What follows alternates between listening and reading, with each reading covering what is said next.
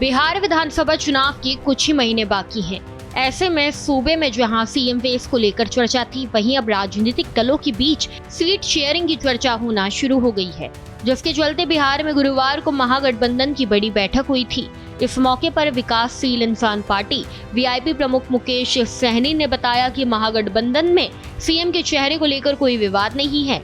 हम एकजुटता के साथ तेजस्वी यादव के नेतृत्व में बिहार विधानसभा चुनाव लड़ेंगे और जीत दर्ज करेंगे। लेकिन सीट शेयरिंग पर मुकेश सहनी ने कहा कि हमारी पार्टी की इंटरनल मांग है कि 60 सीट पर हम लोग लड़ेंगे।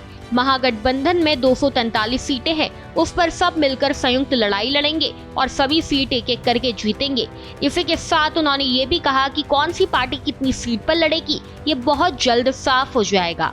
इस संबंध में जल्द ही जानकारी साझा की जाएगी।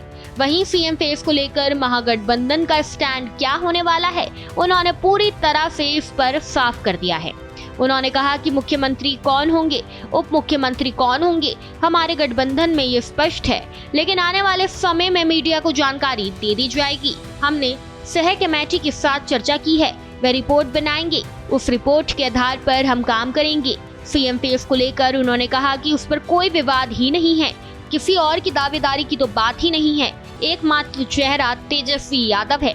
समय के साथ सभी चीजों की जानकारी मिल जाएगी। वहीं महागठबंधन की बैठक के दौरान बीजेपी प्रवक्ता अजय आलोक ने बयान दिया। उन्होंने महागठबंधन की बैठक पर निशाना साधते हुए कहा कि बिहार में महागठबंधन का कोई भविष्य नहीं है। जनता एनडीए के साथ है। ये लोग सरकार बचाने की सोच रहे हैं, लेकिन जनता ने इन्हें पहले ही बाहर का रास्ता दिखा दिया है। ये इंडिया गठबंधन नहीं, घमंडिया गठबंधन है। इन लोगों का आगामी बिहार विधानसभा चुनाव में वजूद खत्म हो जाएगा। हम जनता के बीच विकास के कामों को लेकर जाएंगे और हमें भरोसा है कि जनता एनडीए को जिताने का काम करेगी। गौरतलब है कि बिहार में साल के अंत में विधानसभा चुनाव होने वाले हैं, यानी कि अक्टूबर या नवंबर महीने में चुनाव हो सकते हैं, जिसके चलते सीट शेयरिंग को लेकर राज्य की सियासत में चर्चा गर्म है। हर किसी की नजर इसी पर है कि किस पार्टी को कितनी सीटें मिलेगी, कौन सा नेता कहां से चुनाव लड़ेगा, लेकिन ये तो आने वाला वक्त ही बता सकता है। खैर, इस खबर में बस इतना ही। ऐसे ही तमाम खबरों को जानने के लिए देखते रहिए भारत एक्सप्रेस बिहार झारखंड।